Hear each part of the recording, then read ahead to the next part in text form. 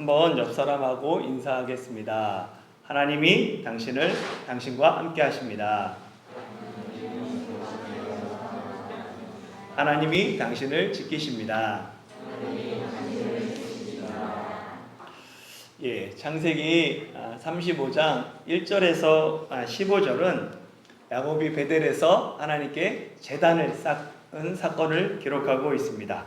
이 본문의 구조가 이렇게 되어 있어요. 보시면 베델로 올라가서 제단을 쌓으라 라는 하나님의 명령이 제일 처음에 나옵니다.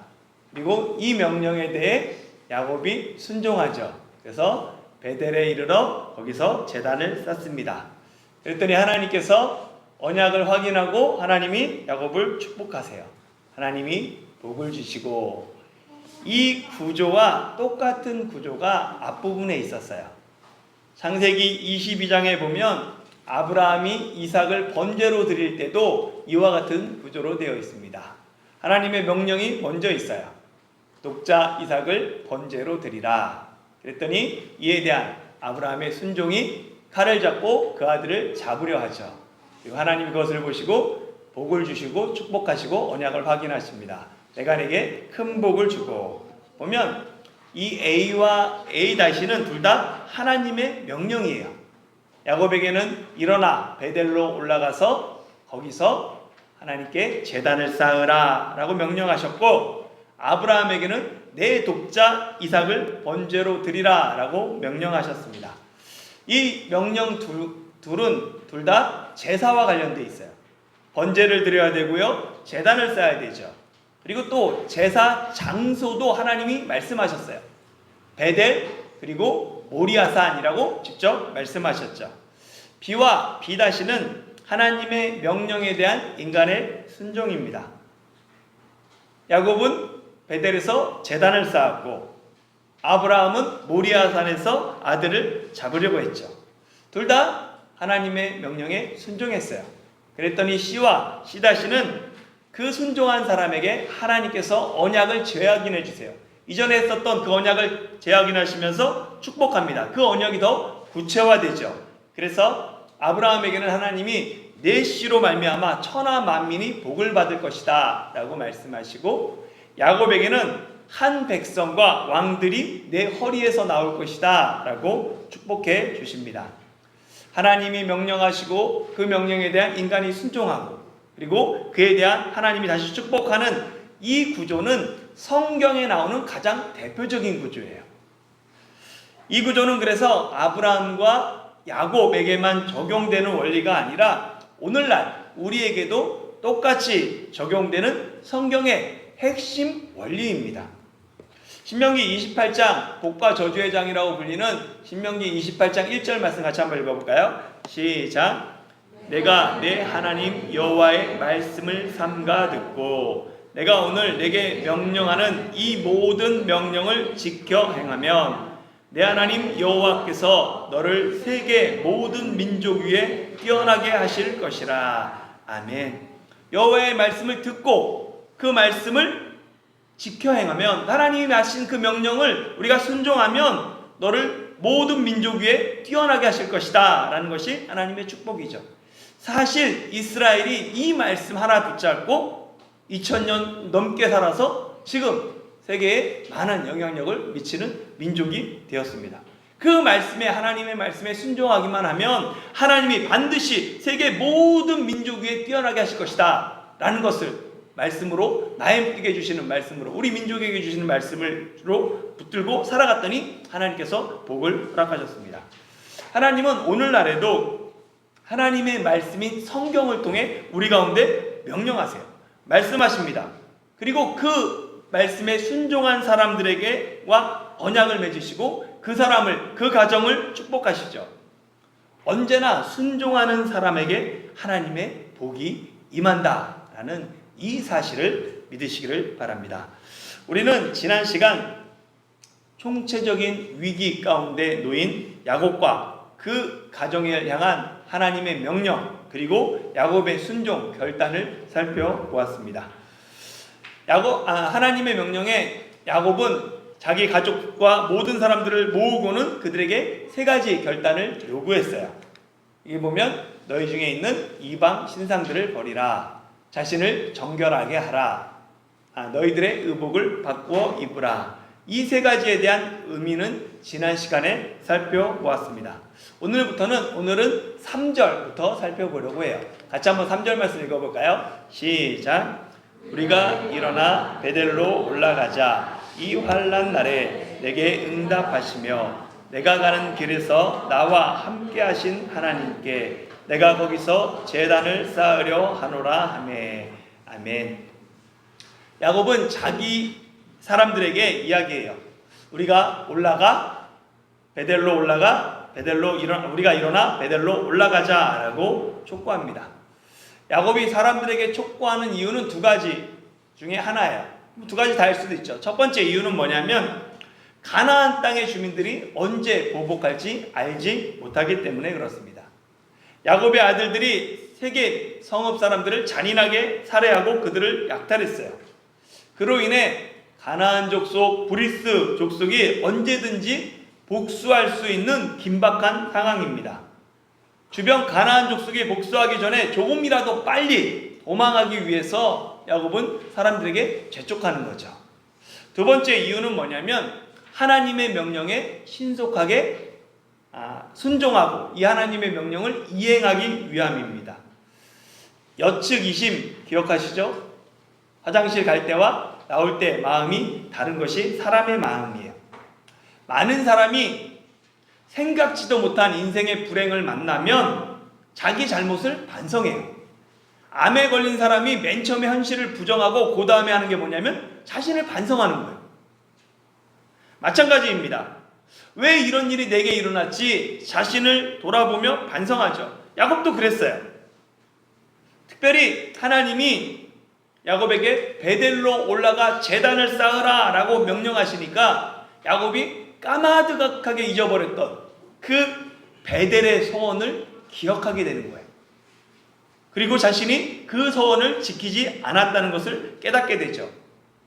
야곱은 그날을 되돌아보며 30년 전 형 에서의 얼굴을 피해 도망가던 때, 그때 외롭고 막막한 심정, 아무것도 의지할 거 없었던 그때 하나님이 찾아오셨던 그 감격이 되살아나는 겁니다. 그렇게 야곱은 사람들에게 하나님을 뭐라고 얘기했냐면 내 환난 날에 내게 응답하신 하나님, 내가 가는 길에 나와 함께 하신 하나님이라고 고백하며 같이 일어나자라고 얘기하죠. 하나님의 은혜, 그날의 감격이 되살아나니까 베델에 올라가 하나님께 제단을 쌓으라 라는 이 명령이 내게 주신 기회라는 것을 알게 돼요. 이 기회를 야곱은 놓칠 수 없었습니다. 다시 과거의 실패를 반복할 수 없었어요. 이전처럼 하나님의 서원을 뒤로 밀어버리고 잊어버리고 자신만을 위한 삶을 살아가지 않기 위해서는 하루라도 빨리 베델로 올라가 하나님의 서원을 이행할 필요가 있었습니다. 그래서 사람들에게 재촉하는 거예요. 이전에는 모든 환난과 어려움 아들들의 혈기 때문이라고 생각했어요. 아들들이 잘못됐기 때문에 이 모든 어려움이 있다라고 생각했는데 베델로 올라가 제단을 쌓으라 라는 하나님의 명령을 듣고 나니까 이 모든 문제의 근본적인 원인이 아들이 아니라 다른 사람이 아니라 바로 나 때문이라는 것을 알게 됩니다. 내가 하나님께 서원을 지키지 않았기에 나로 인해 가족 모두 어려움을 당하고 있었습니다. 그래서 야곱은 사람들에게 하나님의 명령을 전하며 그들에게 우리가 일어나 베델로 올라가자라고 촉구했던 것입니다. 이런 야곱의 모습은 창세기 34장의 야곱과 매우 다른 모습이에요. 창세기 34장의 야곱은 족장의 권위로서 영적 권위가 모두 상실된 모습입니다. 아들들의 잘못을 꾸짖을 때 아들들이 야곱에게 대들죠. 야곱은 아들들에게조차 무시당했어요. 그런 야곱이 갑자기 창세기 35장에서는 권위를 회복합니다. 야곱의 말에 힘이 있어요. 야곱의 말을 듣는 모든 사람들이 조용히 야곱의 말에 귀를 기울이며 그의 말을 청종합니다. 아무도 야곱에게 대꾸하지 않아요. 다른 의견을 말하지 않습니다. 그것이 잘못됐습니다. 그렇게 해도 됩니까? 라고 말하지 않습니다. 내 생각은 다릅니다. 라고 말하지 않아요. 특히 이전 같으면 야곱의 말을 무시하고 대들었을 아들들조차 조용히 야곱의 말에 귀를 기울입니다. 어떻게 이런 극적인 변화가 일어났을까요? 야곱이 어떻게 영적인 권위를 회복했습니까? 창세기 34장에서 아들들조차 권위를 무시당했던 그 야곱이 갑자기 35장에서는 권위를 회복할 수 있었던 이유가 무엇 때문일까요? 창세기 34장과 35장 사이에 무슨 일이 일어났습니까? 야곱이 하나님을 만났어요. 두려움 가운데 있는 그 야곱을 하나님이 찾아오셨습니다. 하나님이 야곱에게 나타나셔서 말씀하셨어요. 야곱이 절망적인 상황 가운데서 하나님의 음성을 들었습니다. 하나님과의 만남을 통해 야곱의 권위가 회복됩니다. 하나님의 음성을 들음으로 야곱이 잃어버렸던 그 권위가 되살아납니다. 오늘날 기독교의 위기는 권위의 상실에 있어요. 사람들이 교회의 권위, 목사의 권위를 인정하지 않습니다. 믿는 사람들조차 하나님의 말씀을 가볍게 여겨요. 오늘날 교회에서 가장 크게 도전받는 영역이 설교입니다. 예전에는 사람들이 좋으나 싫으나 설교를 하나님의 말씀으로 들었어요. 그래서 이해하지 못하거나 내가 듣기 싫은 설교도 아멘으로 응답합니다. 왜냐하면 그게 사람의 말이 아닌 하나님의 말씀으로 들었기 때문에 그래요. 그러나 오늘날에는 설교를 하나님의 말씀으로 경청하는 사람들이 점점 적어지고 있어요. 청중의 교육 수준이 높아지면서 어느 순간 하나님의 말씀과 사람의 말을 구분하는 사람들이 늘어나고 있어요. 자꾸만 판단하죠. 저건 하나님의 말씀이야. 저건 그렇지 않아. 그런데 말씀의 권위가 상실되는데 가장 큰 원인을 제공하는 사람이 설교자입니다. 성경 말씀보다 설교자의 생각, 설교자의 사상이 설교 시간을 통해 전해지고 성경 본문이 있어야 될 자리에 그 본문은 없고 설교자의 생각뿐만 아니라 예화들만 가득합니다. 설교에 하나님의 말씀이 아닌 사람의 생각과 말이 늘어나니까 점점 하나님의 말씀이 희미해져요. 결국 예배 후에 남는 것은 하나님의 말씀이 아닙니다. 그냥 사람의 말, 예화만이 남죠. 설교의 부실이 강단의 권위에 치명상을 입혔습니다. 그리고 강단의 권위가 사라지니까 목회자의 권위가 약해지고 교회 또한 영적인 침체를 벗어나지 못하는 악순환이 반복되고 있습니다. 다시 강단의 권위를 회복해야 합니다. 사람의 말이 아닌 살아있는 하나님의 말씀을 강단에서 선포해야 돼요. 히브리서 4장 12절에서 13절에는 하나님의 말씀은 살아있고 활력이 있어 좌우에 날선 어떤 검보다도 예리하여 혼과 영과 및 관절과 골수를 찔러 쪼개기까지 하며 또 마음의 생각과 뜻을 감찰하나니 하나님 앞에서 만물이 벌거벗은 것 같이 드러나리라 라고 말씀합니다. 하나님의 말씀을 통하여서 우리 영혼이 새로워지고 하나님의 말씀을 통하여서 우리의 뜻과 생각들이 변화되며 하나님의 말씀을 통하여서 그 말씀 앞에 하나님 앞에 우리가 벌거벗은 것처럼 드러나는 일들이 지금 이 순간에도 필요합니다. 생명을 살리는 말씀의 권능, 그 권능이 설교를 통하여서 나타나야 합니다. 이런 일이 어떻게 일어날 수 있습니까? 교회의 영적 권위를 회복하고 말씀의 능력을 회복하기 위해서 가장 필요한 것이 무엇일까요? 바로 하나님을 만나는 일입니다. 하나님의 음성을 들어야 합니다. 설교자가 먼저 하나님을 만나고 하나님의 음성을 들어야 해요. 그래야지 강단의 권위가 회복됩니다. 설교자가 하나님의 말씀을 온전히 전하고 청중은 설교자의 그 말을, 설교를 하나님의 말씀으로 받아들일 때 역사가 일어납니다. 하나님 앞에 깨어있는 설교자와 깨어있는 청중으로부터 부흥의 역사가 시작되는 것입니다. 이처럼 부흥은 언제나 하나님을 만난 소수의 사람으로부터 시작됩니다. 야곱 한 사람이 하나님을 만나고 하나님의 음성을 들으니까 야곱 집안의 영적 각성이 일어납니다. 야곱이 영적 권위를 회복하니까 야곱의 말에 힘이 있어요. 하나님의 말씀이 힘있게 전달되니까 그 말씀을 듣는 사람들이 하나님의 말씀에 반응합니다. 같이 4절 5절 같이 한번 읽어볼까요? 시작. 그들이 자기 손에 있는 모든 이방 신상들과 자기 귀에 있는 귀고리들을 야곱에게 주는지라. 야곱이 그것들을 세겜 근처 상수리 나무 아래에 묻고 그들이 떠났으나 하나님이 그 사면 고울들로 크게 두려워하게 하였으므로 야곱의 아들들을 추격하는 자가 없었더라. 아멘. 야곱 한 사람이 하나님 앞에 바로 서니까 야곱에게 속한 모든 사람들이 하나님 앞에 결단합니다. 그들은 오랫동안 소중하게 간직했던 모든 이방 신상들과 귀고리들을 야곱에게 줍니다. 그전에는 이방 신상을 갖고 있어야지 이방 사람들과 자유롭게 교역하고 그들과 하나 됐고 그들과 무리와 섞여 사는데 큰 유익이 된다 생각했어요. 그러나 하나님 앞에 결단하고 이 모든 것들을 야곱에게 주고 이것이 아니다라고 고백하는 것이죠. 당시 귀고리는 사람이나 우상의 귀나 코에 걸었던 장식품이죠. 흔히 부적처럼 사용했어요. 이 귀걸이가 지켜준다라고 생각했고 미신적인 목적을 위해 차고 다녔습니다. 사람들은 이방 신상뿐만 아니라 야곱의 명령에 귀걸이들까지 야곱에게 주면서 하나님의 말씀에 적극적으로 순종했습니다. 그들의 구체적인 결단과 실제적인 거룩한 변화들이 야곱 집안의 영적 각성을 일어나게 했습니다. 오늘날에도 이와 같은 영적 각성이 부흥을 공부해 보니까 주기적으로 일어납니다.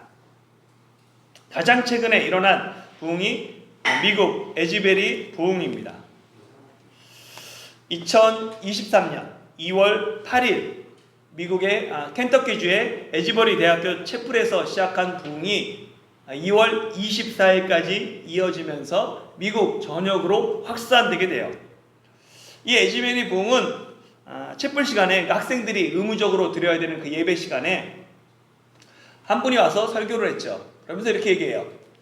하나님의 사랑을 알기 전에는 이 채플실을 떠나지 말고 기도하십시오 라고 말하고 설교를 마쳐요. 이 설교를 들은 소수의 사람들 19명의 학생들이 이 말씀에 순종하면서 난 하나님의 사랑을 모르겠어요. 그러면서 그 자리에 남아 기도합니다. 그들이 잠아서 찬양하며 기도하는 중에 회개와 통곡이 일어나요. 그리고 그들의 기도 소리, 찬양 소리를 듣고 사람들이 계속해서 채플실에 모이기 시작합니다. 계속해서 찬양 소리가 들리고 기도 소리가 들리니까 사람들이 모이고 갈 사람 가고 그러면서 집회가 24시간 이어지게 되죠. 이후 이 소식을 듣는 사람들이 계속해서 채플실로 몰려듭니다. 그래서 채플실에 들어가기 위해 수천 명의 사람들이 밤새서 기다리는 거예요. 그리고 기다리지 못한 사람들이 밖에 모여서 같이 하나님을 찬양하고 예배하는 일이 일어났습니다. 코로나가 끝나고 나니까 이 앞에 있는 외교부에 여권을 만들기 위해 정말 매일 수백 명의 사람들이 줄 서 있어요. 지금 몇 달째 계속 줄 서 있어요. 해외여행 가려고. 근데 그들이 사모하는 게 해외여행이라면 이 사람들 모인 사람들이 하나님의 부흥을 경험하기 위해서 그 부흥의 자리에 내가 있기 위해서 그 부흥을 이 시대 가운데 나도 참여하기 위해서 사람들이 미국 전역 그리고 해외에서 사람들이 모여듭니다. 그래서 약 매일 15,000명이 모여서 참석하는 부흥회가 계속해서 이루어지는 거예요. 오늘날에도 하나님은 순종하는 그 소수를 통해 놀라운 부흥을 이어가고 계십니다. 야곱은 사람들이 가져온 모든 이방 신상들과 귀고리들을 세겜 근처 상수리 나무 아래 묻어 폐기해요. 이 세겜의 상수리 나무 그 숲은 창세기 12장에서 아브라함이 가장 가나안 땅에 먼저 정착했던 곳입니다. 그리고 이곳에서 세겜 모래 상수리 나무에서 아브라함이 처음으로 여호와께 제단을 쌓았습니다. 아브라함의 신앙과 여호와의 제단이 있었던 그 상수리 나무 숲에 모든 신상들을 묻어버림으로 야곱과 그의 집안은 아브라함의 신앙을 계승하고 여호와의 신앙을 회복하게 되었습니다. 그리고 야곱은 사람들을 데리고 세겜을 떠났죠. 이때 놀라운 일이 일어납니다. 야곱은 가나안 족속의 보복으로 우리 집이 멸망할 것이다, 다 죽게 되었다라고 두려워했어요. 그런데 이상하게도 떠나는 그 야곱을 바라보며 누구 하나 보복하는 사람이 없었습니다. 어떻게 이런 일이 일어났을까요? 한번 입장을 바꿔서 역지사지로 생각해 보세요. 지도자가 잔인하게 살해당했어요. 가족들이 비참하게 죽었어요. 가축도 빼앗기고 집안의 모든 물건들도 노략질 당했습니다. 만약 내게 이런 일이 일어났다면 여러분은 어떻게 하실 것입니까? 어떻게든 복수해야죠. 목숨 걸고 복수하지 않겠습니까? 세겜 성읍의 학살, 약탈 소식을 들은 가나안 족속과 브리스 족속이 불같이 일어나 복수해야 되는 상황이에요. 그들은 세겜 사람들과 같은 족속이고 형제들입니다. 그런데 야곱과 그 집안 사람들이 황급히 세겜을 떠나는 것을 보면서 주변 부족들이 그저 바라만 보고 있습니다.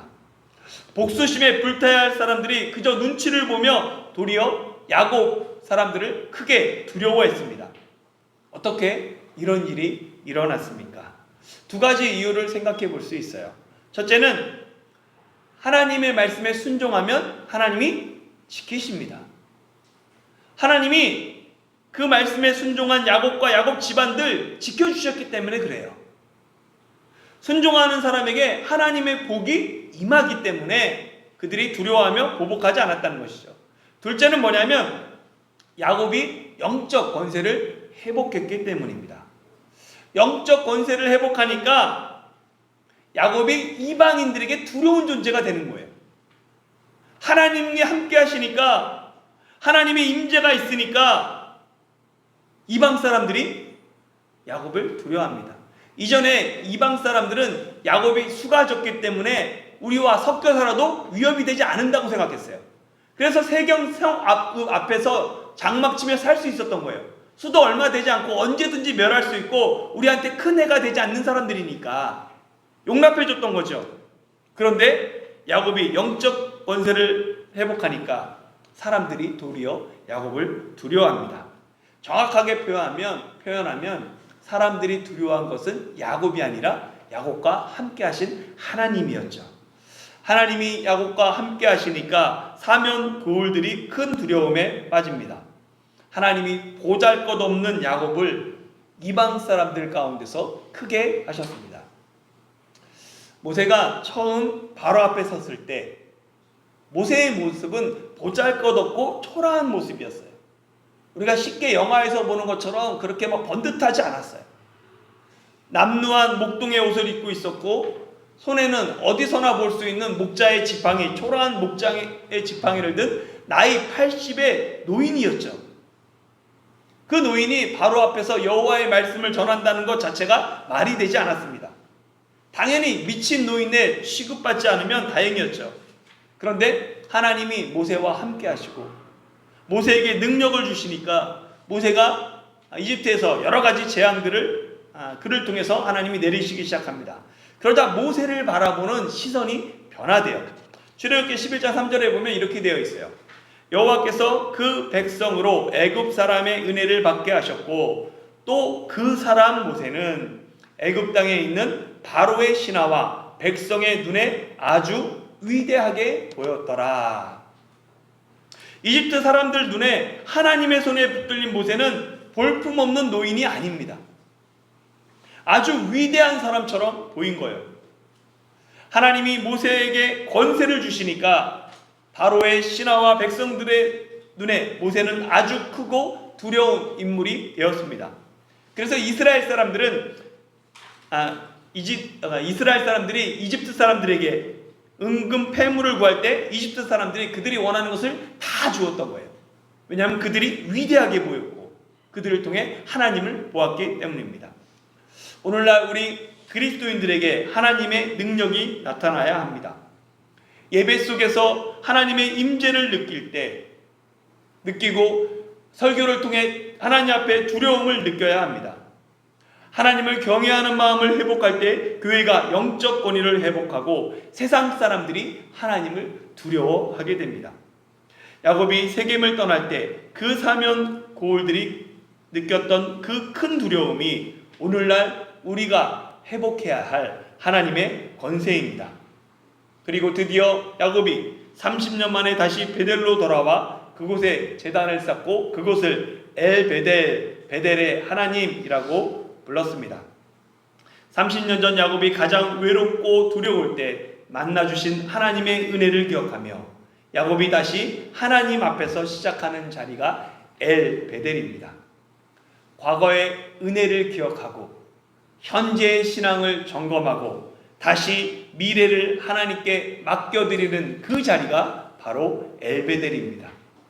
과거를 통해 현재를 진단하고 미래를 준비하는 것, 그것이 신앙인입니다. 과거 이야기만 하는 사람은 나이가 젊어도 늙은이에요. 그러나 나이가 많아도 미래를 이야기하고 꿈을 이야기하는 사람이 젊은이입니다. 꿈을 먹고 사는 젊은이들이 되어야 하죠. 창세기 35장 9절에서 15절, 그것들이 너무 길어서 그것은 다음 주에 이어서 설교하도록 하겠습니다.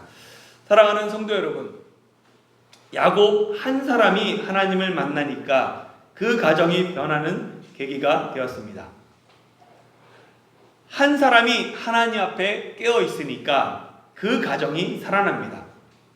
한 사람의 영적 각성이 부흥으로 이어졌습니다. 바로 그 한 사람이 내가 되길 소망합니다. 나로 인해 가정이 살고, 나로 인해 교회가 살고, 나로 인해 민족과 나라가 살고, 나로 인해 하나님 나라가 이 땅에 임하는 놀라운 부흥에 쓰임받는 저와 여러분들이 되시길 예수님의 이름으로 축원합니다.